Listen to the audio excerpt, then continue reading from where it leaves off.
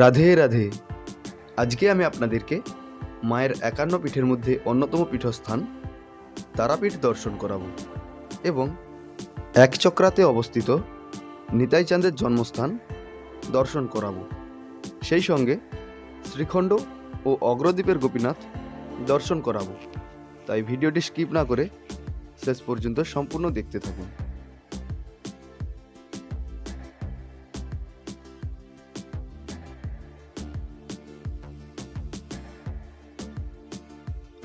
আমরা প্রায় দুপুর 2টোর দিকে বেরিয়েছিলাম, কিন্তু পরিবেশটা হঠাৎ মেঘাচ্ছন্ন হয়ে পড়ে। আমরা ভেবেছিলাম হয়তো বৃষ্টি আসবে, কিন্তু কোনো রকম বৃষ্টি ছাড়াই আমরা কোলাঘাটে এসে পৌঁছালাম।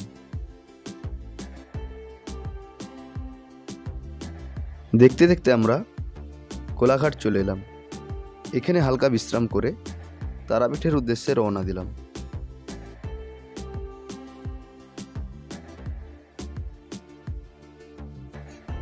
এখন আমরা কোলাঘাট ব্রিজের উপর দিয়ে যাচ্ছি, আর নিচ দিয়ে মা গঙ্গা বয়ে চলেছে।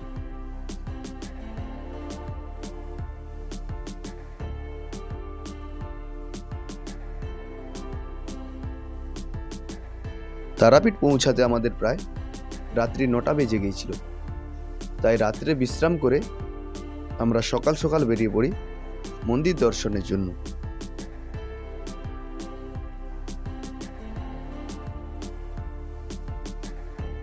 গেটের সামনে এসে দেখলাম প্রচণ্ড ভিড়। তাই আমরা মন্দিরের উল্টো দিকে, অর্থাৎ মন্দিরের পেছন দিকে যেখানে সাধক বামাখ্যাপার সমাধি মন্দির রয়েছে, সেই দিকে চলে এলাম।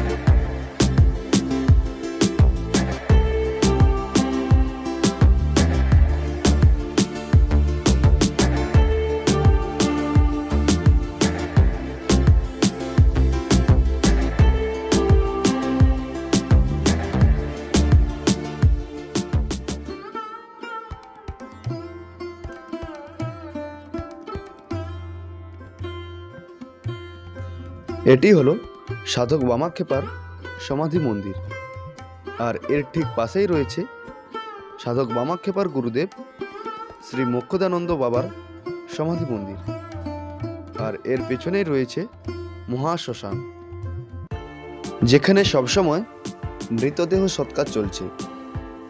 এখানে ইলেকট্রিক চুল্লি ও কাঠের চুল্লি দুটোই ব্যবস্থা রয়েছে।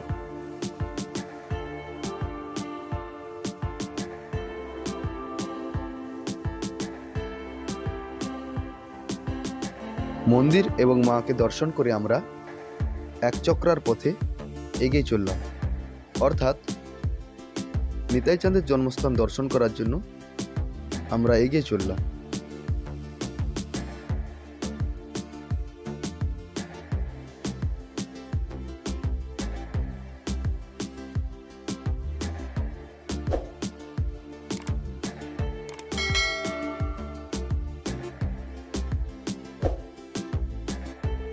যাওয়ার সময় ডান দিকে জগন্নাথ দেবের মন্দির দেখতে পেলাম, কিন্তু ক্যামেরা নিষিদ্ধ থাকায় বাইরে থেকেই মন্দিরটি দর্শন করুন।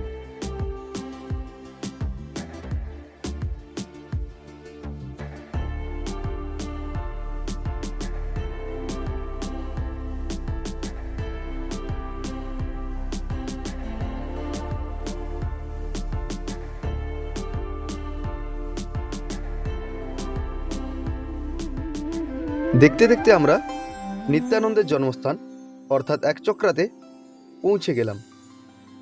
এখানে একটু এগিয়ে এলেই দেখতে পাবেন ইস্কন মন্দির, যা আপনার দৃষ্টি ও মন দুটোকেই আকর্ষণ করবে। এত সুন্দর পরিপাটি করে সাজানো, যা দেখলে আপনার মন মুগ্ধ হয়ে যাবে। আপনি যদি একবার আসেন, আপনার বারবার আসতে ইচ্ছে করবে। এত সুন্দর পরিবেশ। জীবন মরণ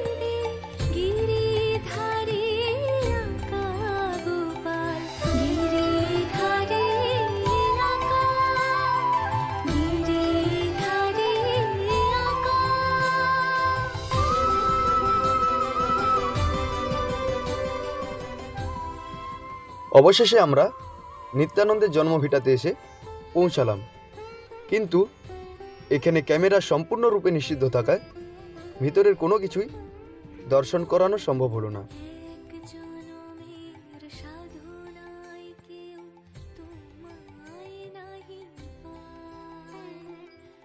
এরপর আমরা চলে এলাম শ্রী চৈতন্য সারস্বত মঠে। এই মঠটিও খুব সুন্দর করে সাজানো গোছানো এবং পরিষ্কার পরিচ্ছন্ন। আপনারা যদি একচক্রাতে এসে রাত্রি যাপন করতে চান তাহলে এই মঠে চলে আসুন। এখানে খুব অল্প অর্থেই থাকার রুম ও প্রসাদ পাওয়া যায়।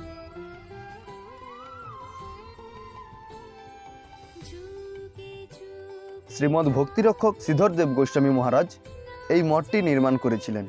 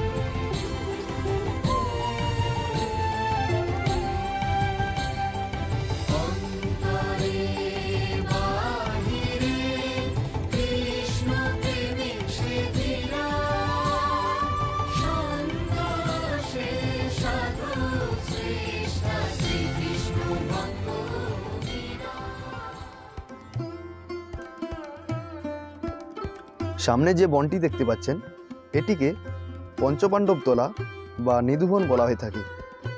দাপর যুগে পঞ্চপাণ্ডব এই স্থানে এসে রাত্রি যাপন করেছিলেন, তাই মহাভারতে এই একচক্রা নগরীর উল্লেখ পাওয়া যায়। কথিত আছে রাতের বেলায় এই স্থানে হরিনাম সংকীর্তনের আওয়াজ পাওয়া যায়, সেই জন্য এই স্থানের নাম নিধুবন। তাই রাতের বেলায় এখানে কেউ থাকে না। কথায় বলে না, শখের দাম লাখ টাকা। তাই বাবা নিজের শখ পূরণ করার জন্য জমিতে নেমে ধান বাঁধা শুরু করে দিয়েছেন।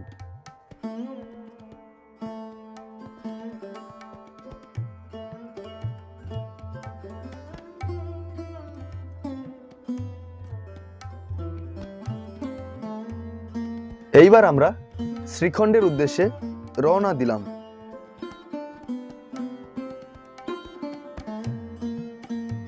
এটি হলো নরহরি সরকার ঠাকুরের ভজন কুটির।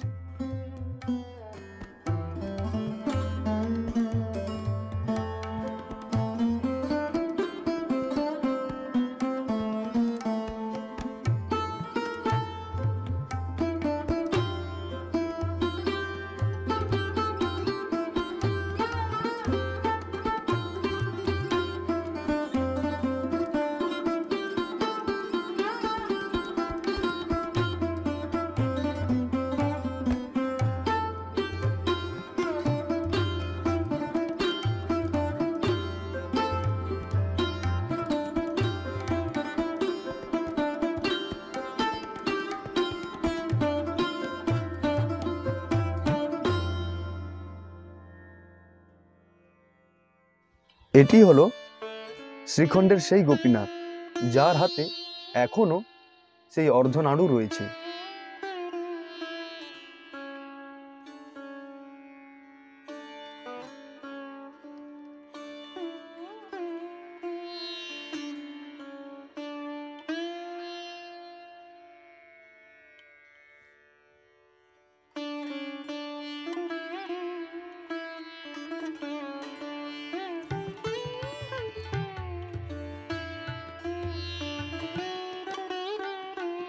এইবার আমরা শ্রীখণ্ড থেকে অগ্রদ্বীপের পথে যাত্রা শুরু করলাম।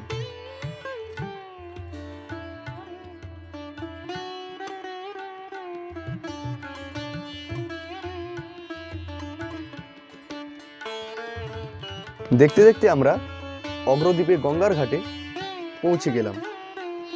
এখান থেকে আমরা নৌকোয় করে ওপারে যাব। ওপারে গিয়ে একটু এগোলেই গোপীনাথের মন্দির দেখতে পাবো।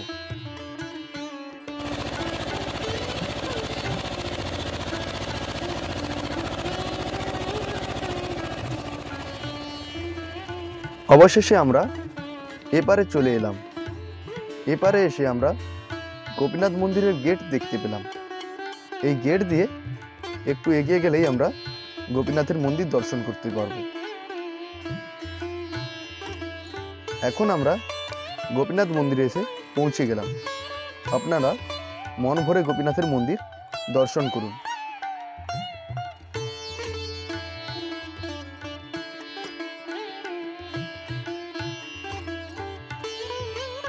এই সেই গোপীনাথ যিনি গোবিন্দ ঘোষের পিণ্ডদান করেছিলেন।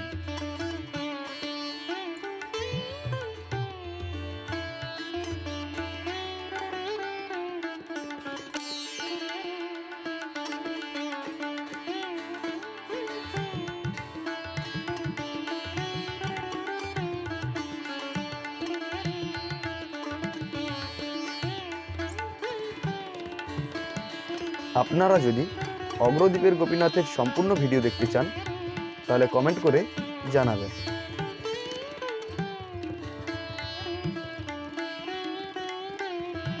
ভিডিওটি আপনাদের কেমন লাগলো তা অবশ্যই কমেন্ট করে জানাবেন। আর ভিডিওটি ভালো লাগলে লাইক, কমেন্ট, শেয়ার ও সাবস্ক্রাইব করতে ভুলবেন না। গোপীনাথকে দর্শন করে এবং প্রসাদ পেয়ে আমরা নৌকোয় এপারে চলে এলাম। এবার আমরা মায়াপুরের উদ্দেশ্যে যাত্রা করব। এইমাত্র আমরা গৌরাঙ্গ সেতু পার করলাম।